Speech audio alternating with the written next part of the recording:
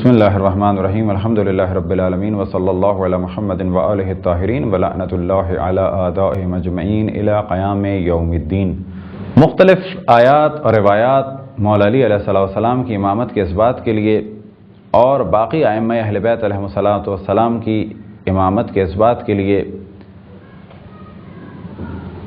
بیان کی گئیں، انہی میں سے ایک ہے حدیث غدیر۔ حدیث غدیر گو کہ شہرت کے اعتبار سے صف اول کی روایات میں سے ہے کہ جس پہ اتفاق شیعہ اور سنی کا، تمام علماء اہل سنت اور تمام علماء اہل تشیع اس بات کا اقرار کرتے ہیں کہ جب رسول اللہ صلی اللہ علیہ وسلم آخری حج کے بعد مکے سے نکلے اور غدیر کے خم کے مقام پر پہنچے، غدیر علاقے کا نام، غدیر ایک ایسی گودال یا ایک ایسا گڑھا، البتہ کوئی چھوٹا موٹا گڑھا نہیں بلکہ ایک وسیع و عریض نشیب، یا یہ کہا جا سکتا ہے ایک خشک جھیل یا بیابان میں ایک بہت بڑا گڑھا کہ جب بارش ہو تو جھیل کی صورت اختیار کر جائے اور کچھ عرصے کے بعد وہ دوبارہ خشک ہو جائے، تو ایسی جگہ وہ کہا جاتا ہے غدیر۔ یہ غدیر کہاں پہ تھی؟ خم کے مقام پر۔ جب حج سے آپ واپس پلٹے تو اسی مقام پر اللہ سبحانہ وتعالیٰ کی جانب سے آیت نازل ہوئی، یا ایھا الرسول بلغ ما انزل الیک من ربک فإن لم تفعل فما بلغت رسالتہ،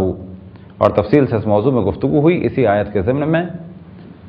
لیکن اب کیونکہ روایتیں بیان کی جا رہی ہیں تو اس روایت کو، کیونکہ اس میں ایک روایت بھی ہے، اور روایت کون سی ہے؟ من کنت مولہ فہذا علی مولا، لہذا اس کو دوبارہ بیان کیا جا رہا ہے۔ اور تمام مفسرین شیعہ اور سنی نے جانب توجہ دلائی کہ یہ کون سا پیغام تھا کہ جس کی جانب رسول اللہ صلی اللہ علیہ وسلم کو حکم دیا گیا، یا ایھا الرسول بلغ ما انزل الیک من ربک فإن لم تفعل فما بلغت رسالتہ، کہ اے پیغام دینے والے پیغام دے دو، اگر یہ تم نے پیغام نہیں دیا تو ایسا ہے جیسے پیغام رسانی کا کام ہی انجام نہیں دیا۔ یہ کام تھا مولا علی علیہ السلام کی امامت اور خلافت کا، لہذا آپ نے خطبہ ارشاد فرمایا اور خطبے کے بعد آپ نے ارشاد فرمایا من کنت مولا فہذا علی مولا۔ تمام مفسرین اور محدثین شیعہ اور سنی اور مورخین شیعہ اور سنی نے اس روایت کو نقل کیا، لیکن بعد میں علماء اہل سنت اور علماء تشیع کے درمیان جو ایک لفظی بحث ہے وہ یہ کہ علماء اہل سنت کہتے ہیں کہ یہاں پر مولا سے مراد دوست اور مددگار کے ہیں، جبکہ ہم یہ کہتے ہیں کہ پہلے رسول اللہ صلی اللہ علیہ وسلم نے اقرار لیا الست اولی بکم من انفسکم، آیا میں تم پر تمہاری جانوں سے زیادہ حق نہیں رکھتا؟ جب لوگوں نے اقرار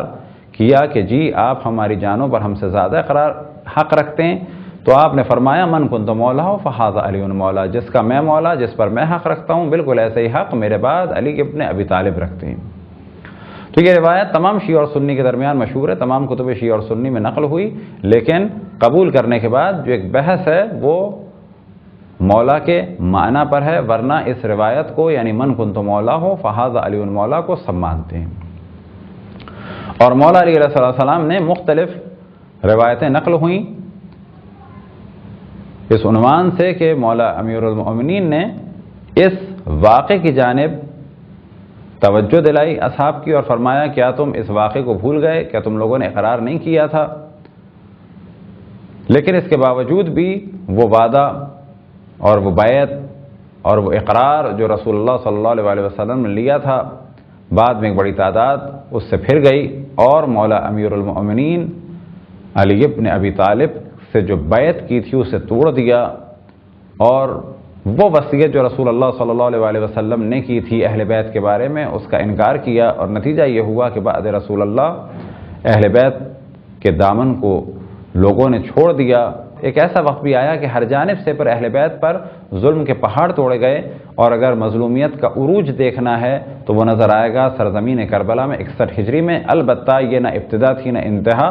ابتدا جناب سیدہ کی مظلومیت سے ہوئی اور انتہا اب تک معلوم نہیں اور کب تک چلے گی یہ خدا بہتر جانے۔ لہذا یہ وہ حدیث ہے کہ جس سے